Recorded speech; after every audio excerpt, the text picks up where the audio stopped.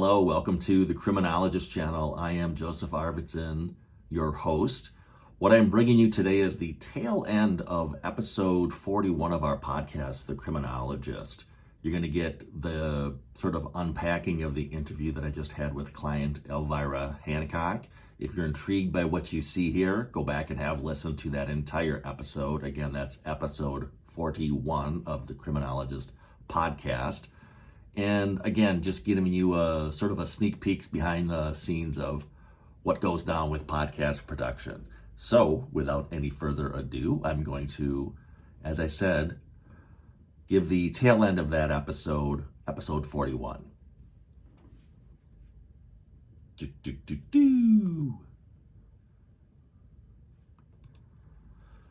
So Elvira is back in the fold, so to speak. Let's unpack that a bit, shall we? Hopefully what you heard was my previous attempts at role clarification paying off, paying dividends.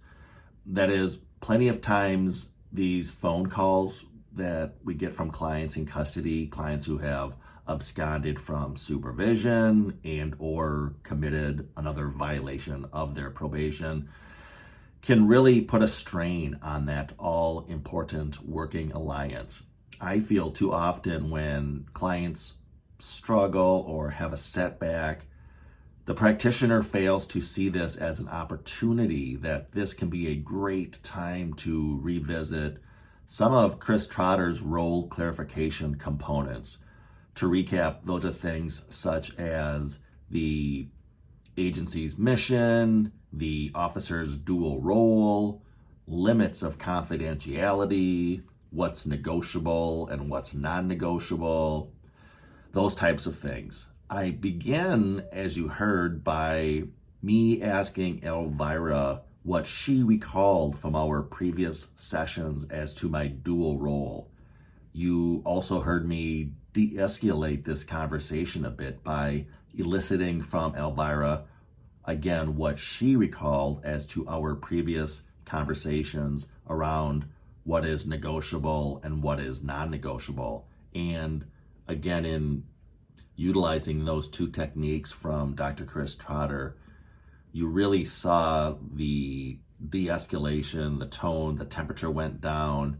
And again, because Elvira was recalling these things on her own, it was, in a sense, an acknowledgement of her role in the violation process. So she's somewhat, as you heard there, took ownership of her behaviors rather.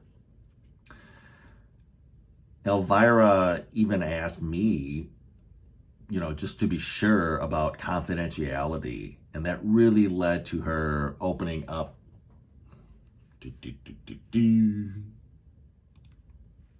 Okay, this is the beauty of podcasting. I'm going to go back and pick up a bit there. I wasn't happy. I kind of went a little off script and lost my train of thought. So, and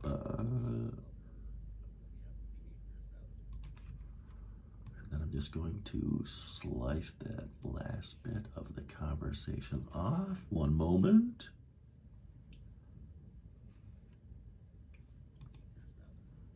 And then, if you heard it, Elvira even asked me about the limits of confidentiality before she broached a topic with me. But when we reviewed that really led to her opening up to me a bit more. You then heard a dash of motivational interviewing in this call as well. Elvira acknowledged that she's been struggling walking away from the life. And there was a little bit of ambivalence that I caught there and, of course, pounced on it. If you heard, I asked her, hey, tell me about a time when you were happy without those fringe benefits. She talked about the fringe benefits of her risky lifestyle.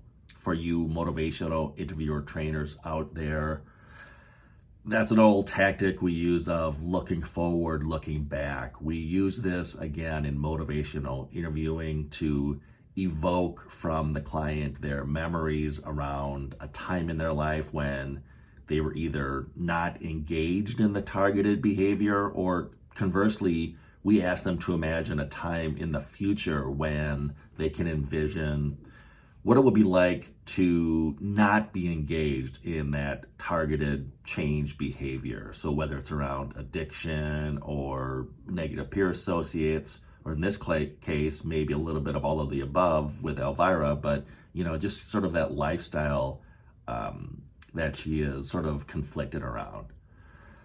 Again, I got Elvira to talk about those happier and simpler times in her life when she did not have to deal with all of her current street drama. The client's reasons for change are infinitely stronger than reasons that a probation officer or a judge or anyone else might have. I always used to tell my clients, hey, listen, you are the expert of you. I say that all the time. This is particularly true with justice-involved individuals. Probation officers need to resist the urge to fall into the expert trap. Here, let me fix you. Again, clients are the experts of themselves. They know those pathways towards desistance more than anybody else on the planet does. You then heard me dabble a little bit in some cognitive behavioral interventions, specifically getting her to understand what we refer to as the thought-behavior link. If you utilize cognitive behavioral interventions with your clients, you should know that at the cornerstone of all cognitive techniques is getting the client to understand the thought-behavior link. That is the single most important thing we can do if we're trying to embrace cognitive behavioral interventions. If you listened to my interview with Dr. Guy Bourgon, we talked about this in depth, and he also talked about his Spot the Dog exercise and the genesis of that great tool. I also illustrated Spot the Dog in another episode with a client, so go back and check those out if you're interested about learning more about Spot the Dog, which again is a great technique to get clients to understand the all-important thought-behavior link. Nonetheless, you heard me go over this today with Elvira. With her, I use the illustration of getting cut off in traffic, which I think most of us can relate to. But the moral of that story for Elvira was that we all experience outside stuff, as I refer to it, or external cues, as Dr. Bourgon might call them. We all react differently, though, to those outside cues or to that outside stuff, such as getting cut off in traffic. And why is that? Because we all have different thoughts and feelings as to that outside stuff. And the good news is we, and only we, control our thoughts. So by changing our thoughts, we change our behaviors. Bam, as simple as that.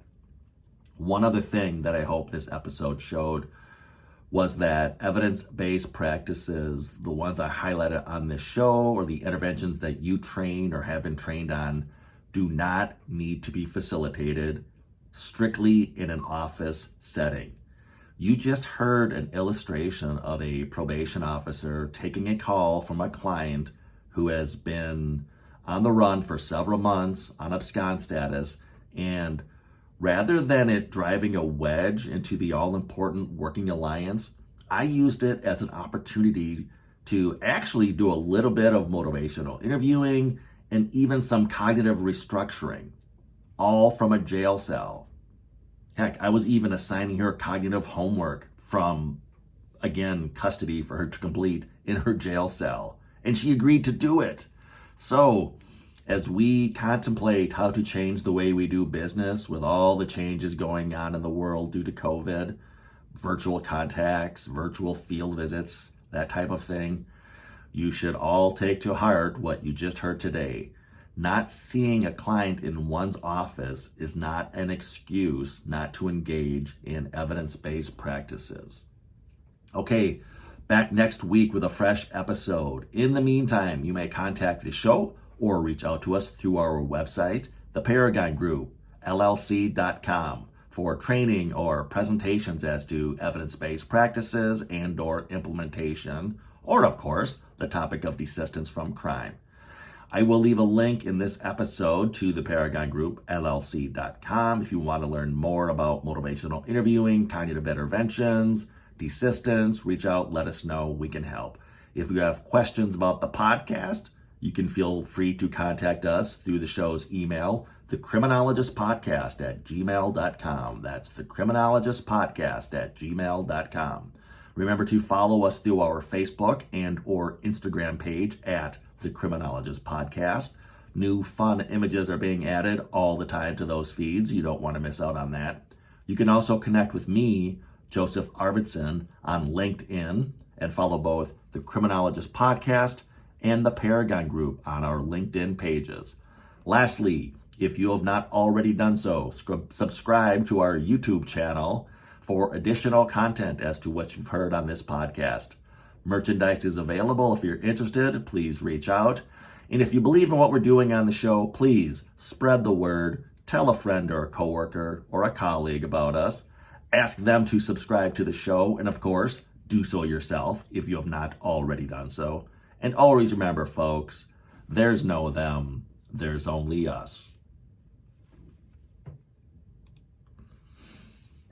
Okay, well, now I'm going to go back in, drop in those interviews and some additional editing. Again, this was episode 41 of The Criminologist, so if you're curious about that conversation that I had with my client Elvira and how I was able to do motivational interviewing and even some cognitive restructurings, all while talking to a client in their jail cell, you want to check out that episode. The Criminologist is available on iTunes, Spotify, Overcast, all of your major podcast platforms. And click on the button here to subscribe to this channel as well. Thanks.